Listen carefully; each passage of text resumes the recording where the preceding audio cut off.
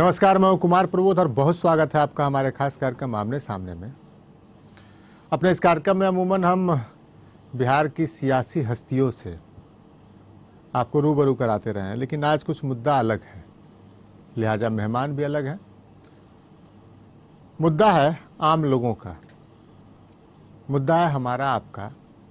दरअसल राज्य सरकार ने पहली दफ़ा जो बिहार में कुकुरमुत्ते की तरह उगाए जो नर्सिंग होम है, जो हॉस्पिटल हैं प्राइवेट, उनको नियंत्रित करने के लिए एक्ट बनाया है, कानून बनाया है, कानून लागू करने जा रही है राज्य सरकार। और हैरत की बात यह है कि पूरे बिहार के जो डॉक्टर्स हैं वो इस नए कानून के खिलाफ उठ खड़े हुए हैं। पहले दिन से, जब से सरकार ने मंशा ये जाहिर की कि हम क्लिनिकल एक्ट लागू करेंगे, उस दिन से विरोध शुरू हो गया। आज शनिवार है, कल सुबह पूरे राज्य भर के चिकित्सक रैली करेंगे, मार्च करेंगे इस एक्ट के खिलाफ। आज के अपने इस कार्यक्रम में हम आपसे जुड़े, जनता से जुड़े, गरीबों से जुड़े इसी मुद्दे पर चर्चा करेंगे। और हमारे साथ मौजूद हैं बिहार हेल्थ सर्विस एसोसिएशन के अध्यक्ष डॉक्टर अजय कुमार। डॉक्टर अजय, पहले स्वागत है आपका हमारे इस कार्यक्रम में। क्यों विरोध कर रहे हैं? देखिए, सबसे पहले मैं आपको स्पष्ट कर दूं कि कोई भी डॉक्टर रजिस्टर्ड होने और रेगुलेट होने का विरोधी नहीं है। डॉक्टर प्रोफेशन जो है, मैं इसको कॉन्स्टिट्यूशनली पहले से भी रजिस्टर्ड किया जाता है। हर डॉक्टर को इंडिविजुअली रजिस्टर्ड किया जाता है और रजिस्टर्ड होने के बाद ही उसको अलाउ किया जाता है प्रैक्टिस करने के लिए। रजिस्टर्ड ही नहीं, मेडिकल काउंसिल एक्ट के अंदर में हमारे कैसे काम होंगे, हमारा क्या इथिक्स होगा, उसके लिए भी कानून बने हुए हैं और उनको भी रेगुलेट करने की भी व्यवस्था मेडिकल काउंसिल एक्ट में है। 42 कानूनों से हम लोग प्रभावित होते हैं। एक और कानून सरकार बना दे, हमको इससे कोई उजड़ नहीं है। इसको आपने कहा कुकुरमुत्ते की तरह उगाए क्लिनिकों को, ठीक है।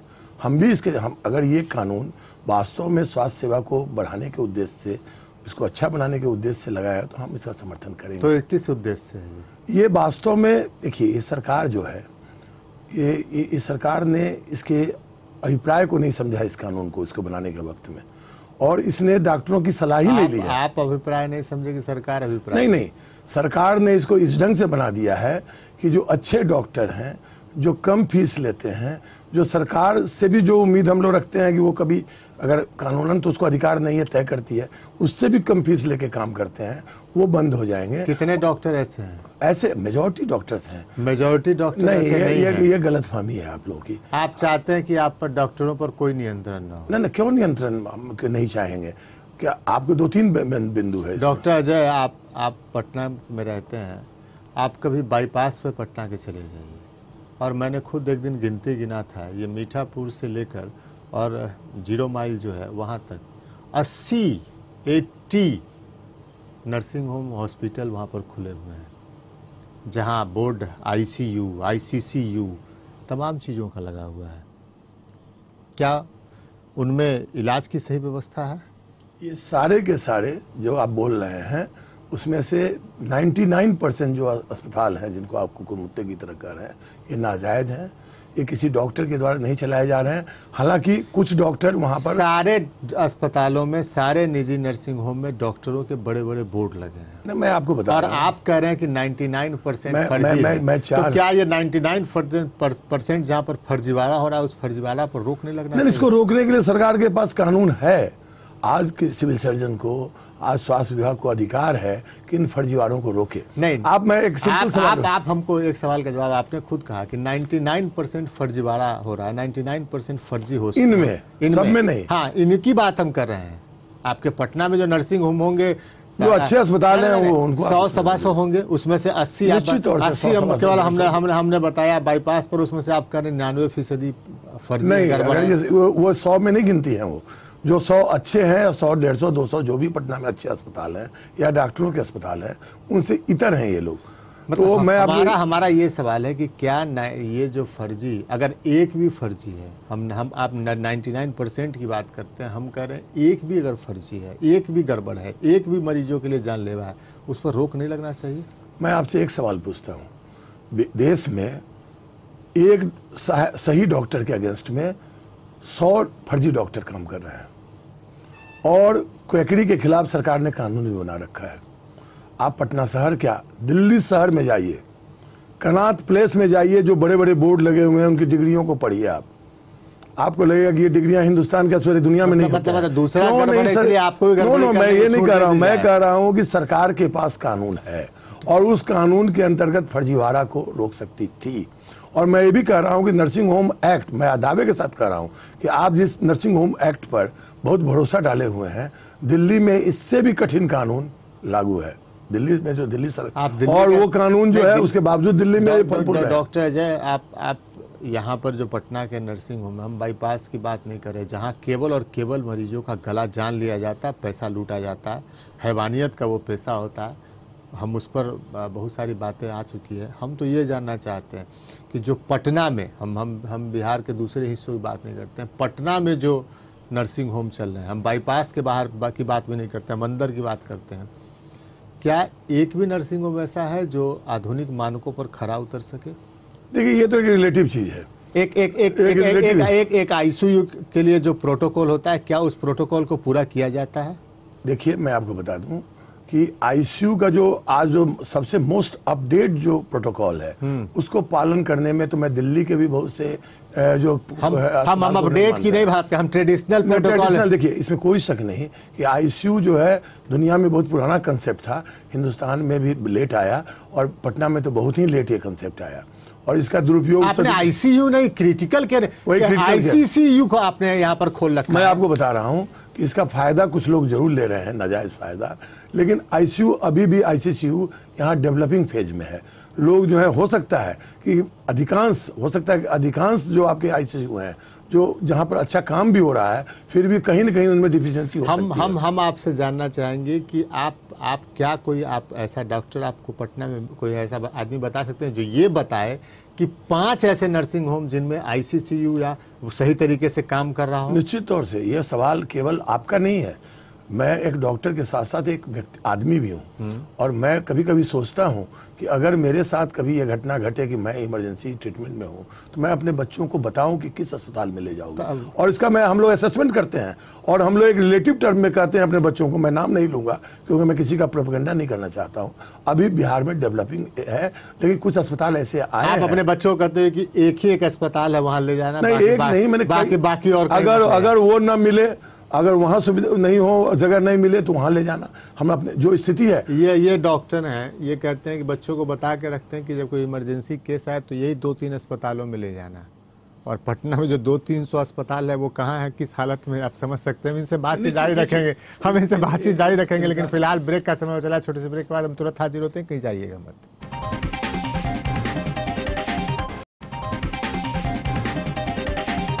ब्रेक के बाद होगा फिर से स्वागत है आपका हमारे खास कार्यक्रम आमने सामने में। हमारे सामने मौजूद हैं बिहार हेल्थ सर्विसेज एसोसिएशन यानी भासा के अध्यक्ष डॉक्टर अजय कुमार। हम बात कर रहे हैं क्लिनिकल एक्ट की जो सरकार लागू करने जा रही है, और इसके खिलाफ पूरे बिहार के चिकित्सक, भासा, आईएमए, आयुष चिकित्सक संघ, लंबी सूची है, हम पढ़ देते हैं। बिहार के दंत चिकित्सक, आयुष मेडिकल एसोसिएशन, बिहार के मेडिकल छात्र, बिहार के संविदा दंत चिकित्सक, यानी जहाँ भी मेडिकल प्रोफेशन कोई जुड़ा है, जो भी डॉक्टर कहे जा सकते हैं, तमाम के तमाम लोग इसके खिलाफ में। क्यों खिलाफ में, ये तो हम बात इनसे कर रहे हैं। अब आपने एक पर्चा निकलवाया, ये पर्चा हमारे हाथ में है। आपने पर्चा निकलवाया कि ये काला कानून है, वापस हो। 24 तारीख को आप जो है कल रैली करने जा रहे हैं, और उसमें आपने पहला पॉइंट लिखा कि संविधान के मुताबिक स्वास्थ्य राज्य का विषय है, और ये केंद्रीय कानून को राज्य सरकार लागू करने जा रही है। चूंकि आप पर बंदिशें लग रही हैं, इसलिए आप संघ सूची और राज्य सूची तक, संविधान तक उतर आए आप।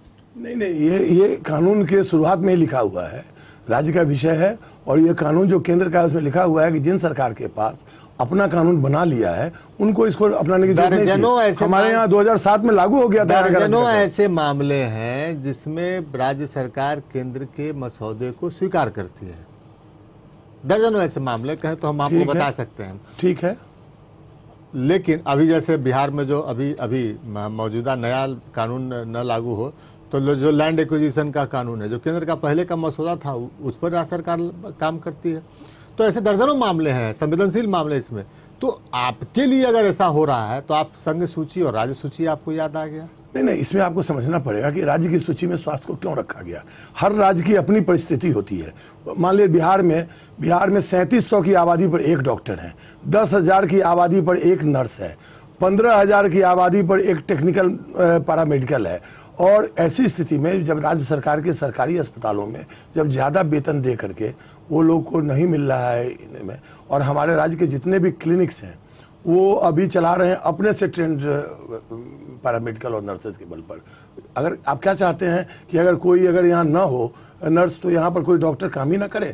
लेकिन ये कानून लगने के बाद केंद्र के मुताबिक जो है वहाँ पर अगर सारी चीज़ों को तैयार रखना पड़ेगा तो जितने मझोले और छोटे अस्पताल बंद हो जाएंगे। देखिए, हम आपको बता देंगे, ये कह रहे हैं कि जो बगैर डिग्री के ट्रेंड जो नर्स और पैरामेडिकल जो है उनको काम करने दिया जाए। डॉक्टर साहब, आपको मालूम होगा कि गाड़ी चलाने के लिए लाइसेंस की ज़रूरत होती है। कई ऐसे लोग हैं जिनके पास लाइसेंस नहीं होता है, वो गाड़ी चलाने के बड़ा सिद्धस्त हो सकते हैं। तो सरकार छोड़ दे कि जिनको गाड़ी अपने चलानी आती है वो गाड़ी चला ले, लाइसेंस की ज़रूरत नहीं है। वो हमारे जो पैरामेडिकल हैं उनका काम हमें केवल असिस्ट करना है। मैं ये नहीं कहता कि इसमें कोई सर्टिफिकेट कोर्स नहीं होना चाहिए। बिहार के ज़्यादातर नर्सिंग होम उसी पैरामेडिकल स्टाफ के सहारे चल रहे हैं। नहीं, मैं ये नहीं कह रहा हूँ वो डॉक्टरी करें, ये तो मैं कभी नहीं चाहूँगा। लेकिन एक डॉक्टर के साथ कोई अगर ट्रेंड कंपाउंडर है और उसको परिस्थिति बस हम लोगों ने ट्रेंड किया है, क्योंकि यहाँ पर वैसे इंस्टीट्यूशंस नहीं है कि हमको एक नहीं, तो क्या आप चाहते हैं कि जब तक ट्रेंड कंपाउंडर की संख्या नहीं पूरी हो जाए तब तक डॉक्टरी हम लोग ना करें? नहीं, तमाम आप किसी इंजीनियरिंग वर्क में बगैर किसी डिग्री वाले या डिप्लोमा वाले को आप रख लेंगे इंजीनियरिंग का काम। राजमिस्त्री का भी अब टेक्निकल ट्रेनिंग होने लगा है। लेकिन मैं वो नहीं कह रहा हूँ। एक ऑर्गेनाइज सेक्टर होता है, एक अनऑर्गेनाइज सेक्टर होता है। आप ऑर्गेनाइज सेक्टर में आप आते जा रहे हैं नर्सिंग होम। डॉक्टर बिल्कुल क्वालिफाइड होना चाहिए। तो आप चाह रहे हैं कि नहीं बिना क्वालिफाइड कोई आदमी वो काम करे? नहीं, सरकार चाहे अगर तो इन क्वालिफाइड जिनको हम लोगों ने ट्रेनिंग दी है उनको एग्जाम ले ले।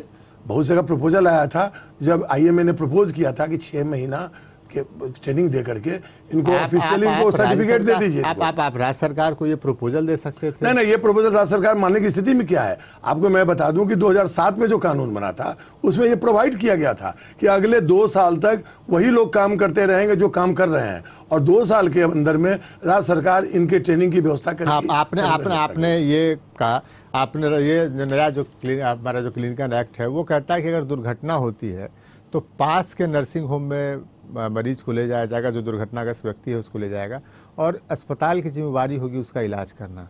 डॉक्टर्स को बड़ी परेशानी है। बिल्कुल परेशानी नहीं है, हम तो बने ही उसी के लिए। हमारे पास अगर हम आपके पर्चे में लिखा समझा नहीं। हाँ। मैं आपको बता रहा हूँ उसको कि ये मेरी संविधान प्रदत्त ही नहीं, ये मेरी नैतिक जिम्मेवारी भी है कि कोई बीमार हमारे पास आए। मैं इंसानियत को छोड़ दीजिए, मैं नैतिक जिम्मेवारी कर रहा हूँ। इंसानियत एक बहुत बड़ा उसकी डिफिनेशन बहुत बड़ी होती है, तो ये नैतिक जिम्मेवारी है, मेरी प्रोफेशनल जिम्मेवारी है। लेकिन मैंने अगर इमरजेंसी की व्यवस्था अपने क्लिनिक में नहीं रखी है तो आप अगर हम पर बाध्य करते हैं कि इमरजेंसी रोगी को रात के 12 बजे भी देखिए, मैं क्या करूंगा? उसको रेफर करूंगा, और रेफर करने में शर्त लगा देते हैं कि स्टेबल करना होगा, तो मेरे पास सुविधा ही नहीं है। दूसरी बात, आप लिखते हैं कि अपने खर्च पर। जी हाँ, वो भी एक सवाल उठता है। हमारा जैसे आपका पेशा आपके तरह का है, मेरा पेशा है कि मैं बीमार आदमी को ठीक करता हूँ और उन्हीं के द्वारा पाए पैसे से मेरी रोजी रोटी चलती है। हमारे यहाँ तो इमरजेंसी रोगी आप 100 बीमार को देखिए, लेकिन अगर कोई इमरजेंसी का पेशेंट आता है आप पहले पैसा मांगेंगे। ये कानून ऐसे दर्जनों मामले में, ऐसे सैकड़ों मामला हम जानते हैं जिसमें मरीज केवल इसलिए कोई दुर्घटनाग्रस्त व्यक्ति दम तोड़ देता है क्योंकि जिसमें दुर्घटना होता है उसमें उसके पास पैसे होते नहीं है, और जहाँ ले जाया जाता है आपने प्रभु जी आपने पढ़ा नहीं, आर्टिकल 21 के अंतर्गत लोगों की जान की रक्षा करना सरकार का है, यानी स्वास्थ्य सेवा। मेरी बात तो सुनिए। लॉ कमीशन ऑफ इंडिया ने 2006 में सरकार को कहा कि रोड एक्सीडेंट या इमरजेंसी रोगी जो जाते हैं अस्पतालों में और उनको अस्पताल 2 कारणों से नहीं लेते हैं, एक तो मेडिको लीगल और दूसरा जो है पैसे के कारण। तो ये चूंकि सरकार की जिम्मेवारी है और डॉक्टरों को आपकी कोई जिम्मेवारी नहीं। मैं आपको बता रहा हूँ, हम इलाज करेंगे अगर हमारे पास सुविधा है, लेकिन सरकार को उसने कहा कि केंद्र सरकार का ये दायित्व है कि वो एक फंड बनावे जिस फंड के जरिए डॉक्टरों का रिइंबर्समेंट हो। दायित्व तो सरकार का है और सारी सुविधा कॉन्स्टिट्यूशनली तो सरकार का, सारी सुविधा कॉन्स्टिट्यूशनली तो सरकार। आप राज्य के नागरिक, आपके डॉक्टर होने के नाते आपका कोई अधिकार, कोई कर्तव्य नहीं है। आपके पास केवल अधिकार है, कर्तव्य नहीं। नहीं, ये आप गलत समझ रहे हैं।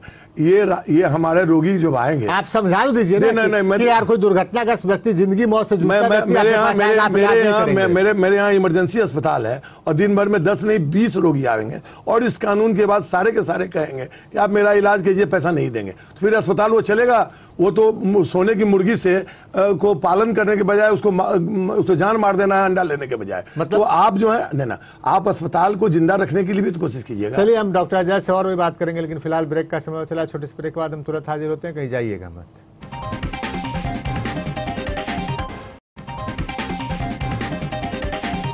ब्रेक के बाद एक बार फिर से स्वागत है आपका हमारे खास कार्यक्रम आमने सामने में। हमारे सामने मौजूद है बिहार हेल्थ सर्विसेज एसोसिएशन यानी भासा के अध्यक्ष डॉक्टर अजय कुमार। हम बात कर रहे हैं बिहार के नए क्लिनिकल एक्ट पर। ये एक पर्चा इन्होंने इन तमाम डॉक्टरों ने निकलवाया है।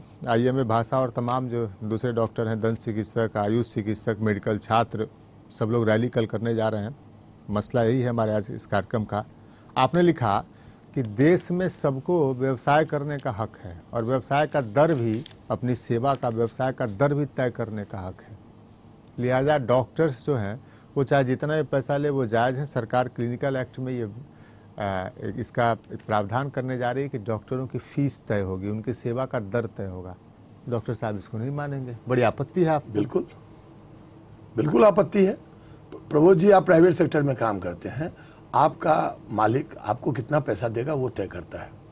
वो जो है वो न्यूज के लिए एडवर्टीजमेंट का क्या तय करेगा वो तय करता है। एक सर्विस सेक्टर अलग है, एक आप सरकारी नौकरी करते हैं ना तो सरकारी नौकरी की बात नहीं है। वेतन कितना मिलेगा ये सरकार तय करती है जी, मैं तो तय नहीं करता जी। अच्छा, मैं वही कह रहा हूँ आपको कि प्राइवेट सेक्टर में आप जा सोचिए कि जहाँ हमारा शेयर लगा हुआ है, रिलायंस आपकी कंपनी जो है जिसके आप मैंने रिलायंस के मालिक को कितना महीना में मिलेगा वेतन, ये क्या सरकार तय करेगी? आप एक सर्विस सेक्टर को व्यवसाय से नहीं, मुझे बताइए ना कि वकीलों की फीस कौन तय करेगा? जेटली साहब कितना पैसा लेते हैं और हमारे कपिल सिब्बल साहब कितना फीस लेते हैं, ये कौन तय करेगा? देखिए डॉक्टर साहब, सरकार के पास ऐसा अधिकार नहीं है। ऐसा है डॉक्टर अजय कि आपको भगवान का दूसरा रूप माना जाता है, तो आप लोग व्यवसायी बन गए। वो तो आप लोग आप पर्चा लिखते हैं, कानूनन व्यवसायी बना दिया। हमको व्यवसाय का दर करने का अधिकार, दर तय करने का अधिकार दे। बिल्कुल, आप व्यवसायी हो गए, एकदम व्यवसायी हैं। आप भी मानते हैं कानूनन कॉन्स्टिट्यूशनली। तो अगर आप व्यवसायी हैं तो आप पर आकस्मिक सेवा एक्ट, एसेंशियल कमोडिटीज एक्ट, ये सब तमाम कानून आप पर लगना चाहिए। इसी एक्ट हम पर नहीं लगेगा क्योंकि मैं कमोडिटी नहीं हूँ। डॉक्टर का पेशा ये है कि पूरे राज्य में ऐसा कोई दिन नहीं होता है जब किसी नर्सिंग होम में हंगामा नहीं होता है। क्या आप मानते हैं कि जितने भी हंगामा होते हैं वो जायज हैं? क्या आप मानते हैं कि जितने हंगामा होते हैं सारे के सारे नाजायज हैं? ये तो मैं भी नहीं मानता। और सारे हंगामे के बाद, कानून के तरीके से मामले के बाद, कानून के बाद आप कानून मानेंगे नहीं? क्यों नहीं मानेंगे? आप पेट में तौलिया छोड़ दीजिए, आप पेट में कैंची छोड़ दीजिए, और अगर आपको पुलिस जेल भेजना है, पूरे राज्य के डॉक्टर हड़ताल पे चले जाएंगे। ये गलत आपने सोचा। PMCH, DMCH, SKMCH, आपके तमाम मेडिकल कॉलेज में मरीजों को मारा जाता है और अगर पुलिस कार्रवाई कर जाए पूरे राज्य के डॉक्टर आप क्या चाहते हैं कि दुनिया की हर चीज पुलिस के डंडे से ठीक होगा? नहीं, कानून क्या कहता है? कानून कहता है आप ही का कानून। लॉ ऑफ लैंड आप पर इन्फोर्स होना चाहिए। लॉ ऑफ लैंड क्या है? अगर किसी रोगी अगर आप गलती करते हो और आपके गलती के कारण किसी मरीज की जान जाती है, आप 1 रुपए का काम। लॉ ऑफ लैंड इसमें आपको मालूम है? नहीं, क्या आप कोर्ट में सुनिए, आप कहते हैं कि जेल में भेजा जाता है। आप सुन लीजिए, आप जान ले आप हत्या मैं नहीं कहता, ये सुप्रीम कोर्ट कहता है। ये आपका जो सबसे उच्चतम न्यायालय है देश का, वो कहता है कि किसी डॉक्टर पर अगर क्रिमिनल केस हो, किसी डॉक्टर पर अगर सिविल केस हो कि उसने नेग्लिजेंस किया है, तो हर आदमी को अधिकार है। हर आदमी आजकल थाना और कोर्ट दोनों जान गया है। नहीं, थाना में एक भी डॉक्टर को जेल भेजा गया है? अभी हाल में हम लोगों ने विरोध किया है कि एक डॉक्टर को आपने इसी ढंग के आरोप में बिना अकारण जो है जेल भेज दिया। वो मामला कुछ दूसरा आपराधिक आप जानने पहले कानून तो सुनिए। कानून कहता है कि डॉक्टरों के मामले में, इलाज के मामले में अगर आप कोई आरोप लगाते हैं तो उसको कलेक्टर साहब, राज्य में कानून भी बन चुका है, या राज्य सरकार एक एक्सपर्ट की टीम बनाएगी जो जांच करेगी, प्राइमा फेसी लगेगा तो क्या चलेगा। ये कानून है, आपका बनाया हुआ कानून है, लेकिन इस पर अमल नहीं होता। नो नो नो, क्यों नहीं अमल होगा? आपको मैं बता दूं, पूरे देश में सैकड़ों डॉक्टर ये हैं जिनको कंज्यूमर फोरम ने लाख से लेकर करोड़ तक का जुर्माना किया। डॉक्टर अजय, यही वो परिस्थिति होती है जब कहीं कोई पप्पू यादव आपके तो फिर लाठी लेके उठ आ जाइए। नहीं, आपको लगे कि लापरवाही हुई है, डॉक्टर का सर तोड़ दीजिए। नहीं, आप वहां पर ठीक हो जाते हैं। नो, आज आप कोसी क्षेत्र में अब जो मामला है वहां पर आप ठीक हो जाते हैं। कैसे ठीक हो जाएंगे? वैसी हम लोगों ने पप्पू यादव को पुरजोर विरोध किया है, और पप्पू यादव जैसे सैकड़ों पप्पू यादव भी जो है वो हम लोगों के विरोध के सामने में उनको हम लोग गलत काम नहीं करने देंगे। डॉक्टर अजय, ये मामला आप कानून के दायरे में है, देश का हर आदमी कानून के दायरे में, हर सेवा, हर व्यवसाय कानून के दायरे में है। और ठीक है, हम तो चाहते हैं कानून के मुताबिक हो। और ऐसा नहीं है कि कोई अगर कोई व्यापारी अपने यहाँ चावल भेज रहा है और बेच रहा है और उसमें कोई जहर मिला दे और कहे कि मैं तो जहर बेच रहा हूँ, इसको लेना है ले, नहीं लेना है नहीं ले, इस पर कोई कार्रवाई नहीं हो सकती। नहीं, मैं कभी भी डॉक्टरों के खिलाफ कार्रवाई के विरोध में नहीं हूँ, लेकिन कार्रवाई न्याय सम्मत हो, कानून सम्मत हो, और कानून ये हम तय करेंगे। लेकिन अगर आप कह रहे हैं कि शीशे की अदालत पत्थर की गवाही है, या कातिल ही सिपाही है, क्या है, भीड़ तय नहीं करेगी। तो आप सरकार तय कर रही है ना, जिसका काम है। सरकार तो तय की है, सरकार ने तय किया है, उसके खिलाफ कहां क्यों हम तो वही तो आप विरोध कर रहे हैं। उसको उस कानून में कुछ प्रोविजन ऐसे हैं, हम आपको बता देना चाहते हैं।